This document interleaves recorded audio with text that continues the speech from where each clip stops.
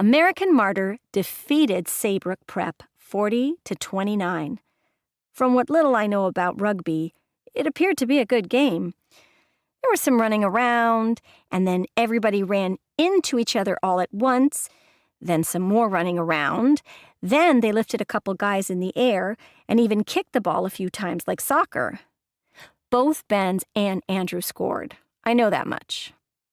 The American Martyr student section stormed the pitch with the team to reclaim the Sound and the Bay trophy.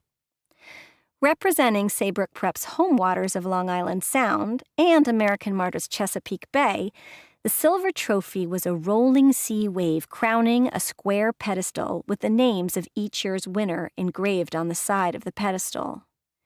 Joslin and I were buried in an avalanche of people. "Okay," Joslin screamed.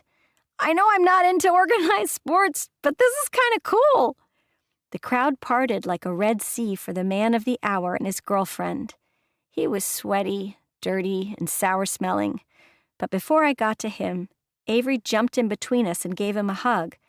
It was more of a brother-sister hug, and I noticed. "Rosemary, I have no idea where Avery came from. Relax, Benz," I said, leaning in to kiss him on the cheek. He tasted salty. "She is no longer the enemy."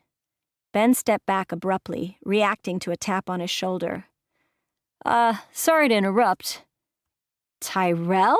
Benz shouted in greeting, bringing his adversary in for a manly hand clap and chest bump, trying way too hard to be cool. Tyrell backed away from the embrace. "Hell of a game, Coker. Hell of a game."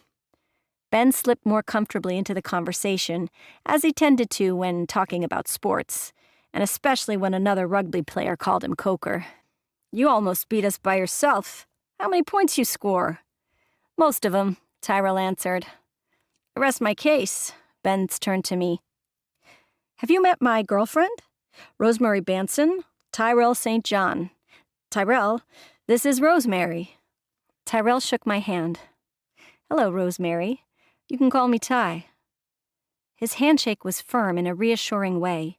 He seemed like a nice guy, not particularly hard on the eyes, taller than Ben's by at least a couple of inches, maybe more.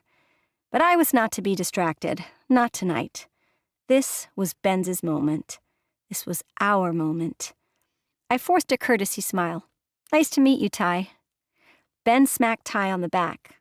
"Tyrell and I have been playing on the East Coast All-Stars the last couple of summers. He's the best. I'm making it his job next year to look after you." "Excuse me?" I said. "Tyrell is transferring to American Martyr for his junior year." "Why?" I asked. If I was uncomfortable, Ty appeared even more so. This clearly seemed like something Benz had not discussed with him. "My dad got a job with a publisher based in Prince Frederick." I thought of Emrys's farm. "In Calvert County?" "Yeah," Ty nodded. "We have some relatives down there. But Mom refused to move to the middle of nowhere. She wanted to live in D.C. or Baltimore. Dad's compromise was Annapolis." This was what high school was supposed to be about. Not needing Arthurian superpowers to feel absolutely invincible and in love. Your boyfriend, winning the big game, giving your rival for his affections the cold shoulder, and kissing you mid-field with pickled lips. Boy loves girl, girl loves boy, boy rejects other girl, boy kisses girl. Cue the closing credits. Villainous rival for boyfriend's affections reinvents herself in Act 3 as likable and sympathetic. Boyfriend handpicks uncomfortably attractive rugby player from Connecticut to be your indefinite chaperone.